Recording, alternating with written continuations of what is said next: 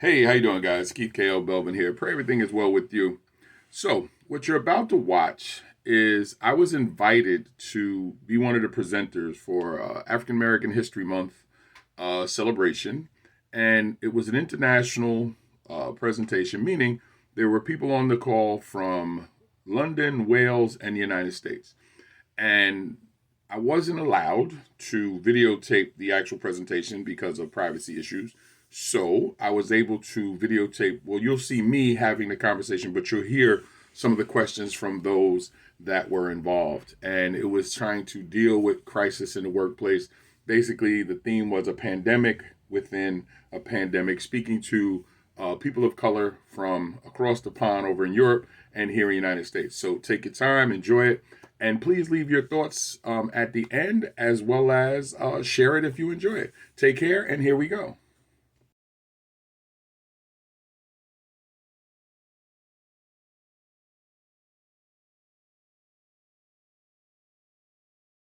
Like city had this like hold on my brain where I felt like I just always had to be like working, working, working, always alert, always focused, always looking like I'm busy, even if I'm not. Like, and I don't know, it's stressful for me, but I'm trying to like get out of that and like really focus on like having a good balance and like obviously still doing my job to the best of my ability and putting in, the work that I need to put in, but at the same time, like my family is a priority for me, my personal life is a priority for me, and making sure that like, you know, I'm kind of balancing both. Well, one of the first things I would tell you is congratulations on the baby. Second is take a deep breath. Take a deep breath. And the reason why is the first thing is to set your personal boundaries. You come to a job, which means you bring you to the job. So whatever you're dealing with, you have to make sure all that is understood first. And then have that conversation with your employer. Let them know I have to do this. This is where I have to be. Because your work time is your work time. Your home time is your home time. But that has to be clear for you. Because if it's not clear for you, the work is the work. And I think that's another thing that people get misconstrued. The job can be friendly, and hopefully they will be, but they don't have to be. They just have to pay you for the work that you do, and that's okay. Hopefully, they will treat you very fairly. And I work with the Department of Education there in New York City. Some schools were good, and some schools, yes, I would pray before I got out the car because I was like, oh God. And it wasn't so much the kids, it was the environment. But once you have your personal boundaries straight, now what you've done is you can walk into and sit down and say, I am good because at 4:30 I have to go pick up my daughter. That's a non-negotiable. And you need to know what your non-negotiables are and be clear about it. And don't get nervous about ever speaking about yourself or what you need. Lean on your husband when he says, don't worry about it, but have a conversation. Not worry, but have a conversation. So once your boundaries are clear, now your day will look a little bit different.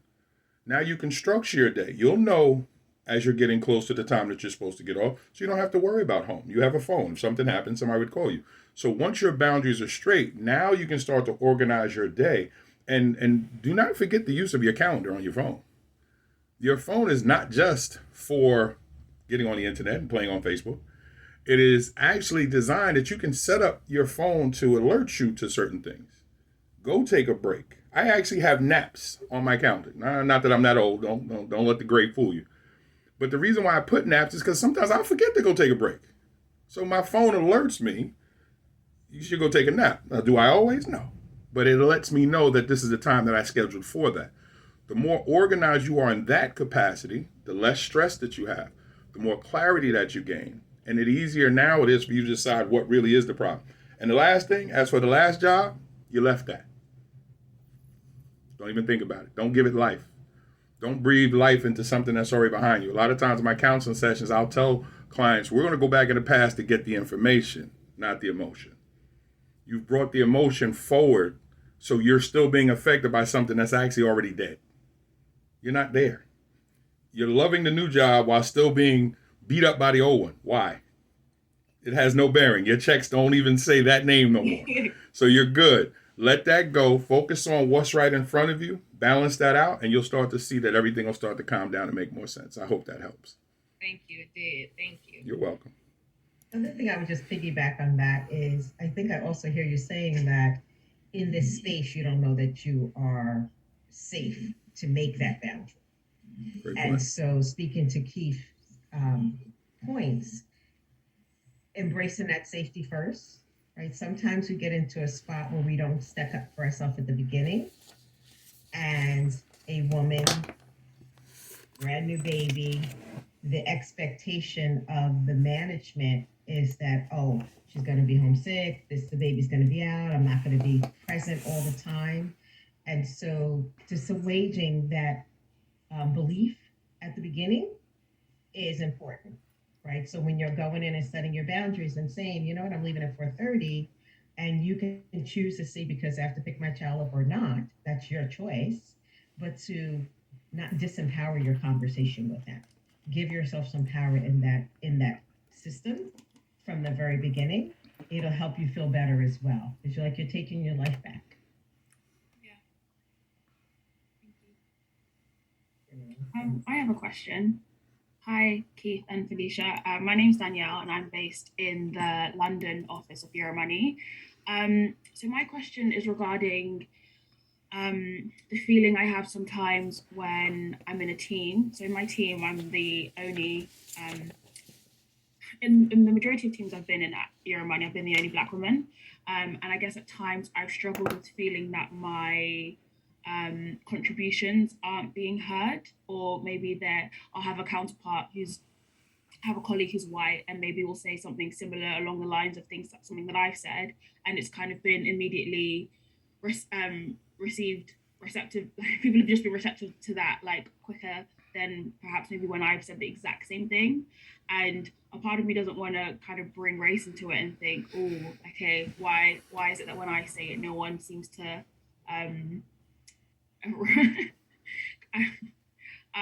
I guess yeah. Sorry, I struggling to articulate it, but I think at times I've just had feelings of that my contributions are sometimes not are overlooked, and not because they're bad contributions, but I've just noticed when I've had other colleagues kind of saying the same thing, that's kind of been responded to in a positive way, and they're like, "Oh, great contribution, X person." I'm like, "Oh, but I also just said that." Gotcha. So I guess my question is, how do I deal with that? Do I go and speak to like a manager about that, or is it something I need to work with internally about how I'm voicing myself so that my ideas are heard in meetings? Or Well, it sounds like you are voicing them, right? Do you feel like you're voicing them appropriately and you are bringing up these new ideas? Because I'm hearing you say that you are doing that. It's just not being responded in the way that um, you think it should be, right? yeah, or I'm hearing colleagues say something very similar to what I'm saying, and then immediately like people are being drawn to them, and I don't know if it's that whole thing of people finding it easier to receive something from people who look like them. Maybe I don't know if that's an unconscious bias that's present that people aren't really aware of. So I'm noticing that, oh, hey guys, I've also said this, but it's just kind of been overlooked.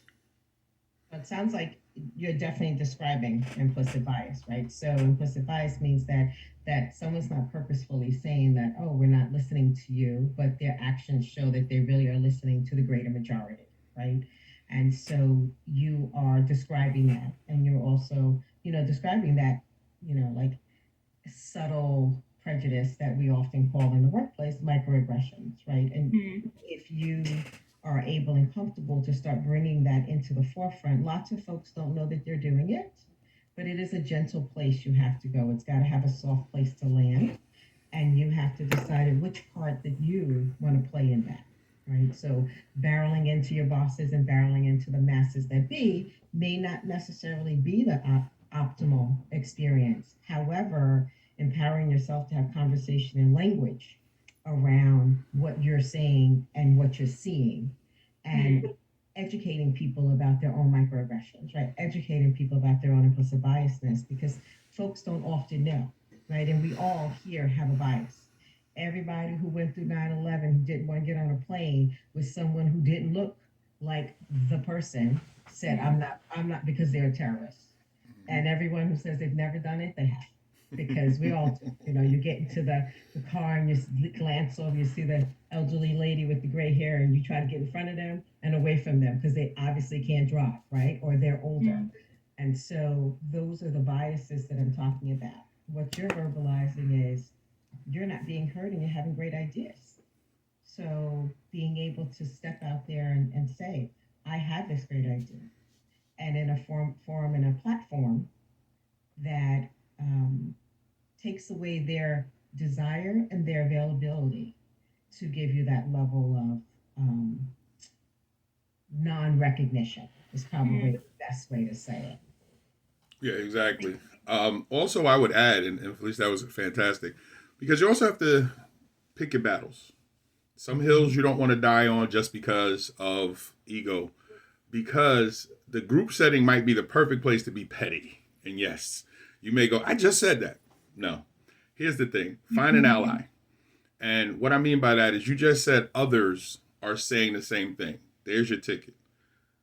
Have a conversation with them. Invite them to lunch. And if you're speaking remotely, just like you saw me post in the chat while someone else is speaking, do the same thing. Hey, can we talk once this is over? Remove a person from the group, and now let's have that conversation. Because if it's me, maybe somebody else. If there's another person of color, maybe there's another person that may be not of color, but maybe a woman. Maybe it's somebody else of the LGBTQIA community, whatever it is.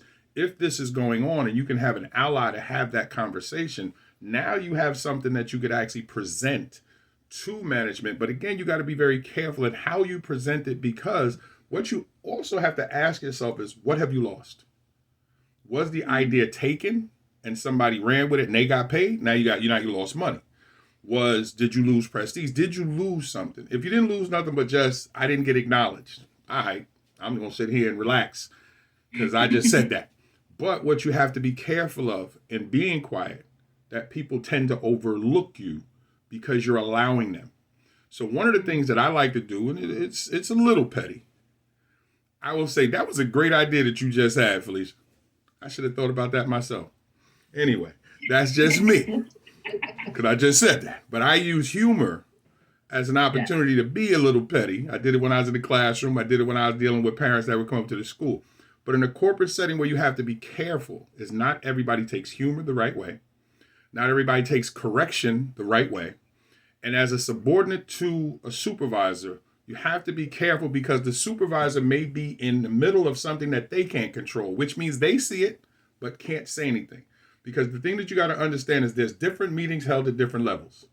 So what might be going on in this setting is what was told to me by somebody else who is actually pouring this downhill. And I'll give you a perfect example. I just watched last night, Elon Musk, Tesla Corporation is under fire because of an atmosphere that they provided where they literally treat people of color in a super negative way, even though they were already hit on this in 2017. So it didn't stop. So the first thing that you're telling me is that the richest man in the world is allowing this environment to go on in his organization.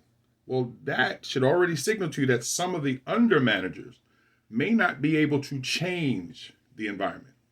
So you have to really ask yourself, is this worth fighting? Because I've lost this. If you haven't lost anything, then you just gear up. I may have certain clients that I work with, I have to gear up that I'm going to offer something. They're going to push back.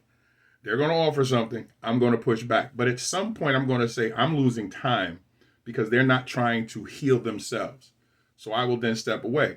But if I have to show up somewhere and I know that the person who is there is just what they are, then I just gear myself up for that hour and a half. I have the meeting, I have the session, and then leave it alone. Because overall, it's not worth what I would lose. Remember, the art of war. If the sides are even, fight. If you have the advantage, fight. But if you are at a disadvantage, only a fool rushes into an environment that he knows or she knows that they could lose before they start. You back up, you retreat, you relearn, you reteach, and then you go back to see if things have evened out. If not, then just relax. Yes, it can get frustrating, but that's where you have to find others. There's always safety in numbers. Have that conversation. See how many other people are feeling the same way, but then present it. But please understand this when you present it.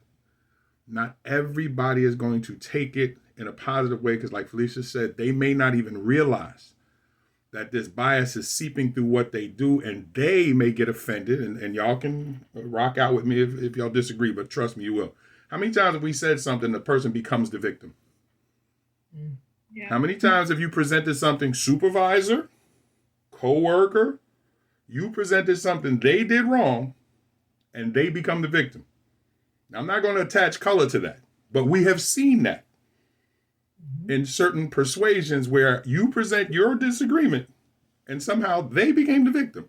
So what you have to be careful, because the they, whoever they is, may be a person of power who then may take their disagreement with you to another level because they're offended over something they did. So be careful. But at the same time, never mute yourself just to mute yourself. But find comfort in those around you. Gather up as much information, because it's always better if I go, me and 7 other people have this problem. You can't even create a class action lawsuit without at least 3 people. So you need at least 3 people to be able to sue certain companies. So just keep that in mind, for future. So I hope that helps. That was really helpful. Thank you so much. You're welcome. You're welcome. I was going to say as well, following up on that point, Keith, I mean, how do you find the balance between, being mute or being too aggressive? Because sometimes, you might have done it too many times. You might have sat back a few too many times and not said anything, and you're holding something in, and at some stage it's gonna blow, No, I got you. I got you, Quincy. That's a great question. And I'm going to tell you why. It comes with the skin color. You know when you've reached that point within you, because you will start to not feel well.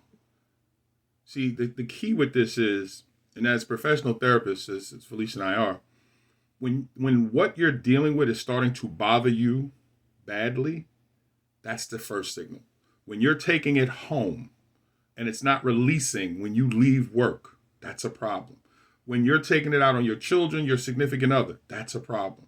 See, the key is, and like I said, you have to decide which hill you'll die on. For me, ain't no job. And I said ain't. Yes, I'm a professional that said ain't. Ain't no job worth my personal peace. I learned that. And I learned it because I used to bring work home with me. Well, you hurt those you love when you're still connected to a job that's not paying you for that time at home. I had to learn that at 3:00, the school day is over. I now have to be a dad. I switch hats. So when I would be in meetings and a principal would decide he or she wants to pontificate, and it's already 3:05, in my mind, I give you 5 minutes. That's all I'm giving you. I would get up in the middle of the meeting. Good afternoon, everyone. I have to go. And if the principal go, where are you going? Home, because you're now on dad's time and y'all don't pay me for that. Have a wonderful afternoon. And I leave. Now, whatever I'm going to deal with when I come back the next day, I'll deal with. Because at some point, it's going to come down to a standoff, but it's okay. Because you can't make me emotionally feel a certain way. I control that. So to your point, you have to understand you control how you feel. So if you're in control of situations that you can control, then how somebody acts, you will already anticipate it, because you know the people that you work around you. You know which people you avoid and don't say good morning to other than, hey, good morning, and you keep it moving. But at some point, you have to realize that your feelings matter to you and to the people that love you. If you allow the job to crush those or start to put you in a negative way, not only will you be in the office with me and Felicia, you'll be on the point of divorce, or your kids will be like, I don't like my dad. He come home and he angry all the time. Well, that's the reason why. So to your point is, you know how much you can accept, how much you will accept. And again, I'll go back to what I said to Danielle. What have you lost? Because if all I lost is some attention, I'm not worried about it. I can go get attention. It's when I tangibly start to lose things, or I feel you're disrespecting me. Now we have to address that. Anger is a secondary emotion. Anger comes because of something else. I felt upset that I did not get the promotion, so I got angry. But you were upset first. See, anger is a secondary emotion. If you can correct the first emotion, you never actually get angry. Parents used to always wonder why I was so calm. Well, I was so calm because I kept myself in the mindfulness of the situation. I didn't allow myself to focus on what it was going to be and what it was. I stay in the moment. Once the day is over, day is over. Somebody else needs me to be me. So I'm not going to allow work to then have that. I'm not going to allow work to keep beating me up. So I hope that helps. And I'm sure Felice will add something to that. The one thing I was thinking of, Quincy, when Keith was talking, is that you have to be clear on who you are too. Exactly. Right? Because great point. The question that I think you asked was, how do I know? Like, how do I know when it's the difference, right? And knowing you is the key point in there. Yep. The thing that makes you glow may not make me glow, right? And so, and it's sometimes it's a tight wall, right? So you're ever in a position where Quincy, there you're not yourself, you're not yourself, you're not yourself. Listen, because maybe someone's also seeing that, and they either one or two things: know you really well, or don't know you at all, right? Because and you Great got to point. pick, well, where is it coming from? Who's telling me this? So I think if you kind of add all those little tools together, you'll just know. Yeah. Great Yeah, point. for sure. And I agree with what you both said. Makes a lot of sense. I just think, and I do have, I'm quite cool. I take it as it is. I'm in sales, so I'm just interested in making money mainly, and everything else I can handle. But I just think sometimes, we as black people, we'll just, and I'll do it myself. I'll just just take it, and then I'll think, hang on a minute, things aren't going to change if people don't know, that there's an issue here, and what they think they might be doing is okay. It's not actually okay. So I'm just thinking, walking that balance of, and actually letting people know at the right time without it going so far as you do, bro. Because I'm old enough not to do that anymore. Maybe when I was younger, I might have flipped out a bit more, but these days not so much. Because I let things go, But I'm just thinking, moving forward for everybody, to understand, when we need to put our foot down on certain things. I think you also talked about your power of your voice, right? I Yeah. tell my clients all the time, you have so much power in your voice, and I'm a big linguistic, right? I love language, and so allowing them to change that word. And your key word is, I'm, kind of laid back. I'm a salesperson. I'm here for one purpose. So you're not going to get too far into me. And if we all like came into the workplace, right? If we start empowering ourselves from day one, saying, okay, I'm not going to allow them to get this piece of me, and use language around that, that's where that nice combo works. And you're able to adopt it as a habit, right? So it takes how many times to make a new habit? You just keep doing it. 7 times makes a new habit. Keep Hmm. doing it over and over and over and over again. And you may suffer through those 7 days, but on the eighth day, you got a new habit. Exactly. And I want to add to Quincy is that you don't have to mute yourself. When something is negative, you can address it, but make sure that it doesn't become an aggression for you because it's an outlet. So when I'll give you a perfect example. You see my name says Keith on the board, right? If I could tell you how many times it's been Kevin, and I've been Kevin Blevin, I've been Kevin Belair, and I don't know how they got that with those letters. The first thing I do is no, I'm sorry, it's Keith.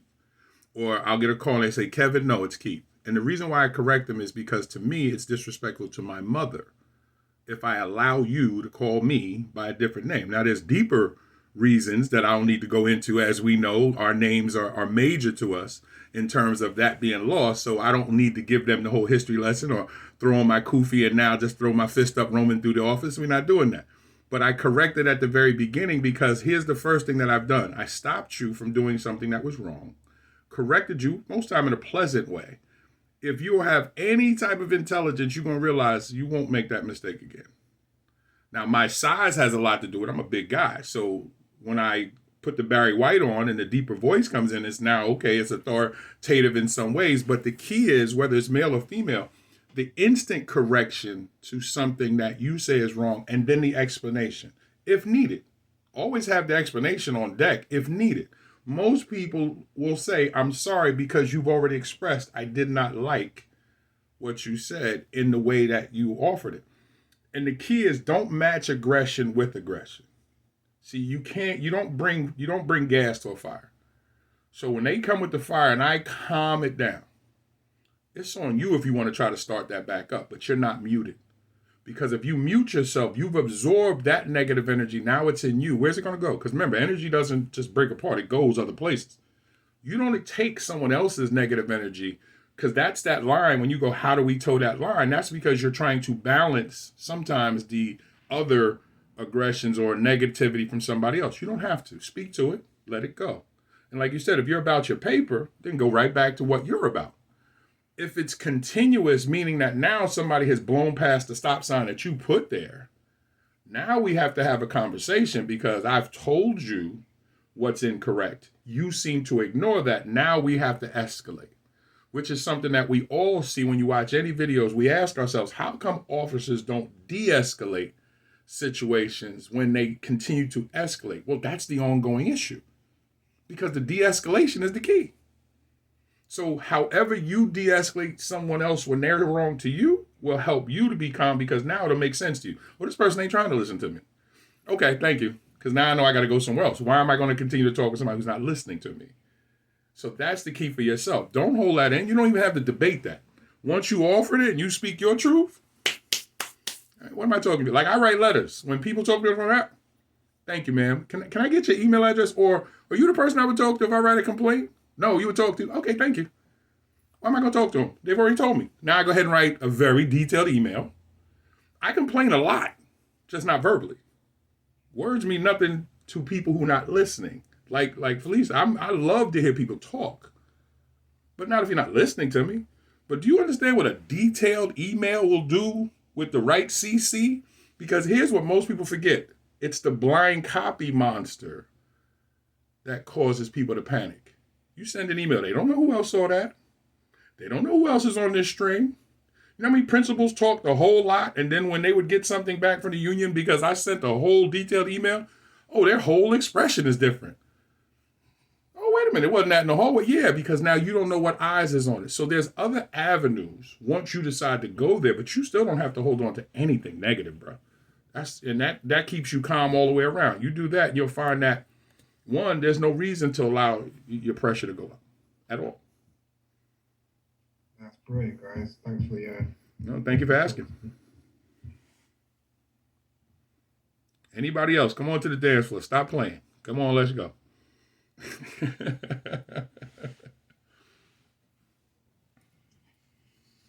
hop in. So let me find the right words to ask my question. I guess like the problem I have too is like establishing my boundaries between work and home because I'm afraid that if I don't get something done within the time limit, within the regular workday, that it will reflect upon me as like not doing as good of a job, even though like I like spent a whole day working on something, and I just couldn't run out of time, or and ran out of time because like that just the task was very long. So I end up working longer than I'd want